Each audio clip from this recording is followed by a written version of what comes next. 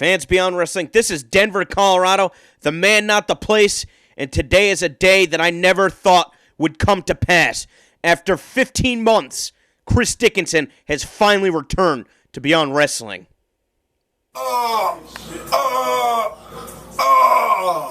See?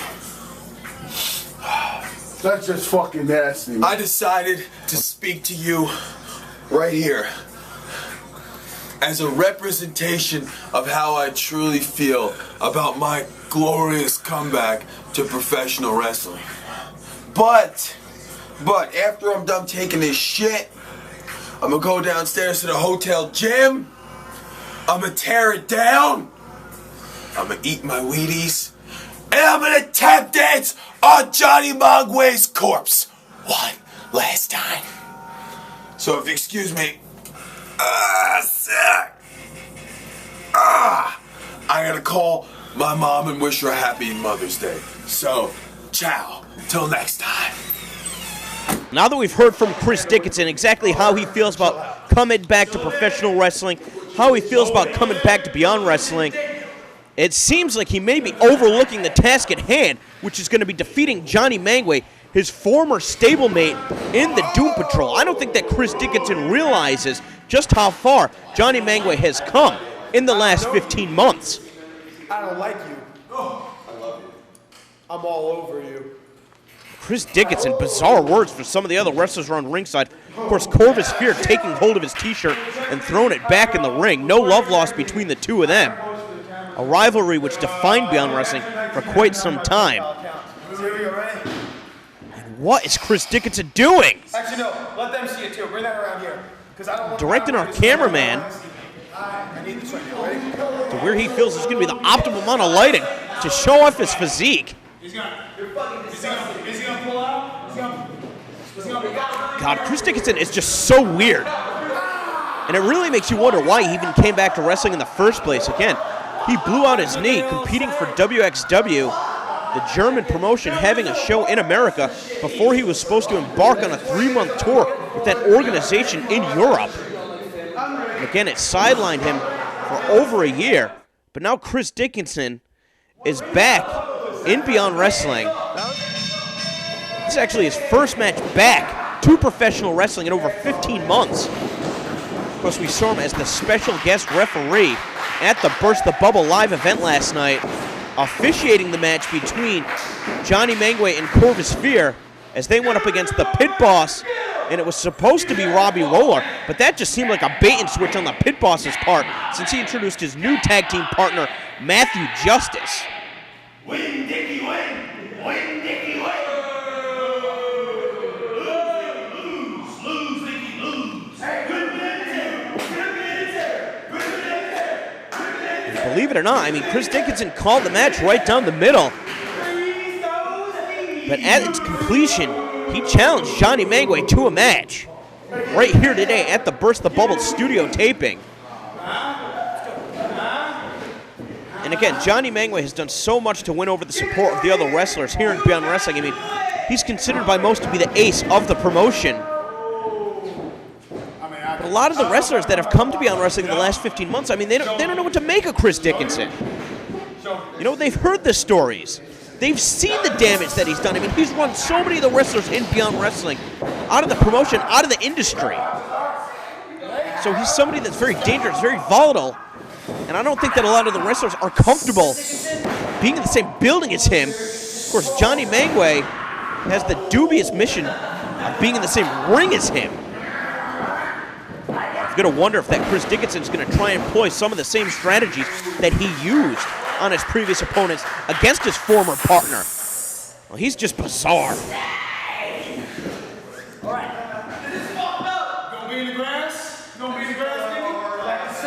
I mean, for two guys that know each other so well, I'm a bit surprised that there's such a feeling out process to begin. But you got to remember, I mean, Chris Dickinson, 15 months off. I mean, he's got to be coming into this contest with some ring rust. And Jonny Mangue is going to be using this opportunity without taking any big risks in the earlier moments of this contest to try and determine exactly what those weaknesses are. Of course, we saw that strange interview from Chris Dickinson saying that he was going to be looking to sell his ring attire. I'm sure that there's going to be no difference in this instance as these tights that we see him wearing here. I'm sure he's going to be trying to hawk online, make a few bucks off of. That's not what Beyond Wrestling's about. So before, with Chris Dickinson, it looked like he wanted to destroy Beyond Wrestling. Or I shouldn't even say that. The Pit Boss wants to destroy Beyond Wrestling. Chris Dickinson always wanted to control Beyond Wrestling.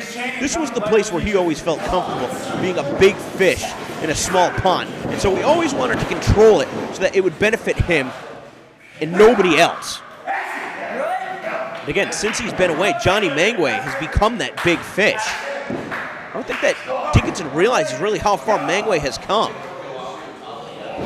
I'm not even sure if Chris Dickinson is, wants to be the big fish in the small pond anymore, or if he just wants to use Beyond Wrestling as a platform to hawk his gear. I'm not really sure. But I mean, give him credit in the earlier moments. I mean, it's been pretty back and forth so far. Chris Dickinson, such a powerful wrestler, really underrated as a technical competitor. Mostly known for his throws and his strikes. But Chris Dickinson can do it all. Now that he's lost some of that mass, there's not going to be as much power behind some of those attacks. So it looks like he is going to be wrestling a more conservative, scientific style, let's say, where he's going to try and use his mind rather than brute force to take apart his opponent. Mangue able to push Dickinson to the corner. Are we going to see a clean break? The referee trying to get in between the two of them. And Mangue going for 2 strikes. Then a moment of hesitation, and Dickinson caught him right in the face. Now planting that boot in the midsection, but going right back to that side headlock.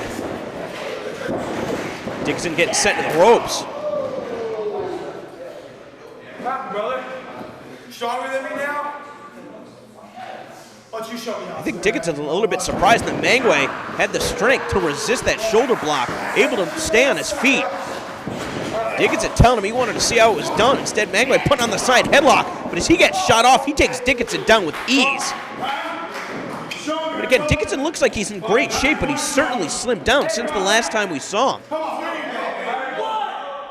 And that's going to be some of the ring rust, as we said right there. Dickinson trying to use the power to overwhelm Mangue, but he's in there with a stronger competitor. And Dickinson said he's leaving right now. He doesn't want anything to do with it. And Mangue's going to be following him to the outside.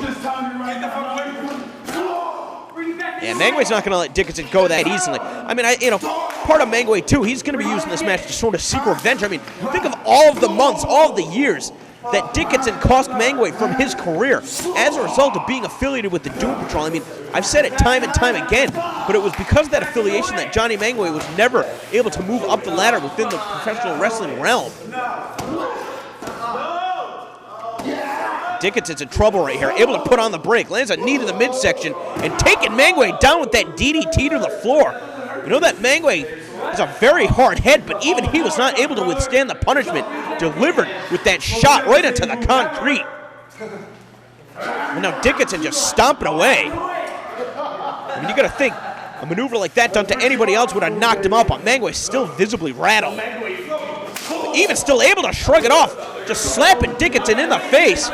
And now just that running knee to the midsection and connecting with a series of headbutts. But Dickinson again able to take control. Now these two just trading strikes on the outside. And Dickinson look a little bit fatigued. And again, coming into this match, no matter how good a shape he's in, he's not in ring shape because he has been missing competition for such a long period of time. So you got to think the longer this match goes, the more it's going to favor Jonny Mangue. And you're almost going to wonder if he's going to try and weather the storm in some of these instances until he can find an opening, knowing that that's going to work to his advantage. You hear Mangue telling Dickinson he's not running the game no more. Dickinson immediately trying to go to the ropes. He's not able to find distance that he needed right there as Jonny Mangue is right on top of him. Now just pulling away at his face.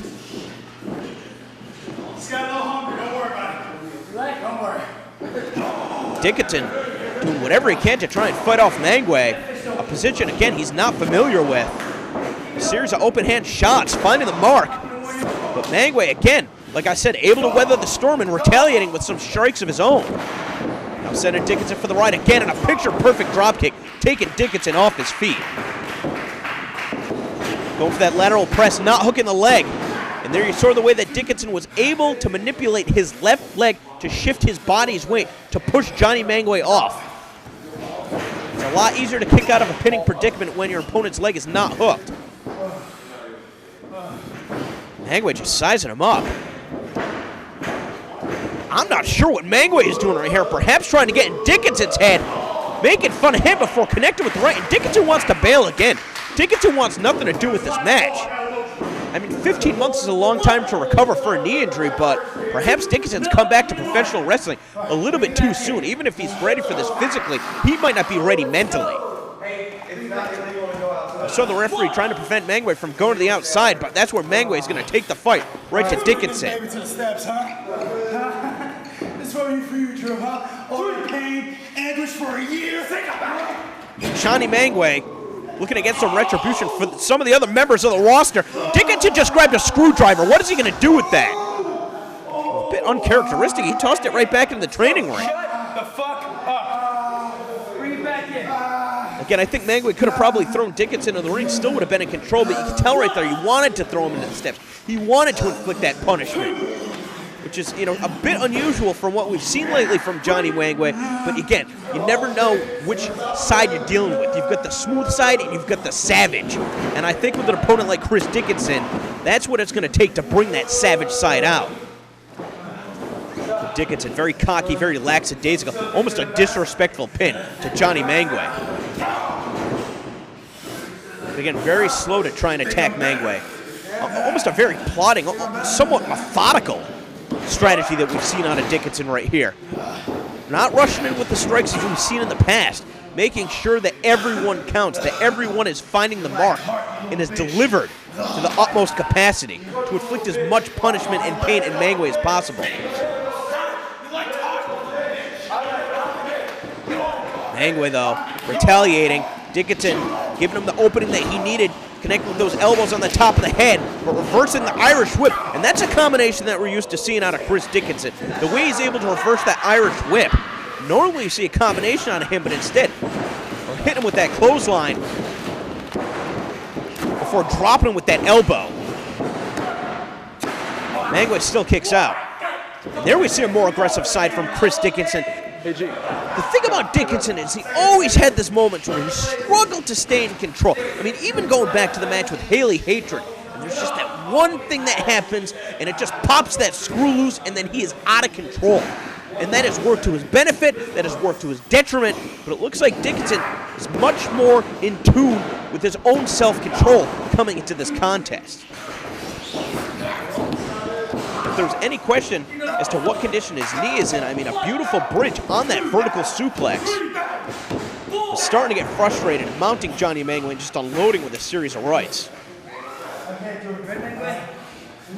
Referee checking to see if Mangue is still able to compete. Mangue, I mean, he's struggling right here. He's rolling around on the mat. He can't even bring himself up to his feet.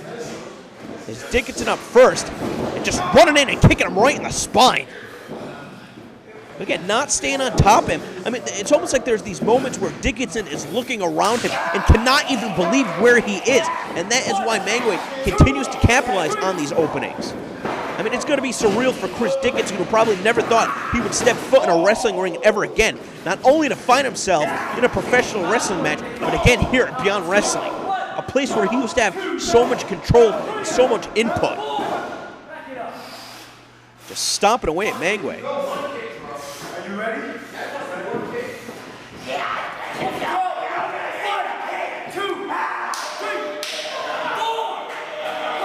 Breaking the hold just before he's disqualified by the official. Now Dickinson looking to really put his knee to the test. Coming off the ropes multiple times, trying to build up momentum. It's going to be charged in for Jonny Mangue, but Mangue's out of the way, and Dickinson's got himself caught up in the rope, and that's a perfect position for Mangue to hit this combination of attacks to the midsection. Dickinson's still all tied up, and Mangue with that running boot right to the face. Not catching him in the temple, not catching him on the side of the head, almost like a running boot scrape. And now Mangue climbing to that top rope. and a picture-perfect crossbody textbook. But Dickinson's still able to kick out because, again, Mangue unable to hook the leg. A maneuver like that, very effective because you're going from the impact of the maneuver right into the pin. But by doing so, Mangue put himself in a position where he couldn't hook the leg, and Dickinson stays alive in this contest. Now Dickinson trying to pull himself up in the corner. It's Mangue that comes charging in, but again, Dickinson countering and able to hit that ace crusher. Instead of going for the pin, popping right back up to his feet. And again, this is where Dickinson gets cocky. This is where he likes to talk shit to all the other wrestlers while his opponent is down. But he has overestimated Jonny Mangue. And Mangue's up to his feet and hitting a Uranagi of his own. Now finally hooking the leg. He's got Dickinson. I thought he had Dickinson beat right there. I mean, take a look at the technique on that rock bottom. And the wrestler's coming alive for Mangue. And Mangue's really starting to feel it, getting caught up in the moment right here.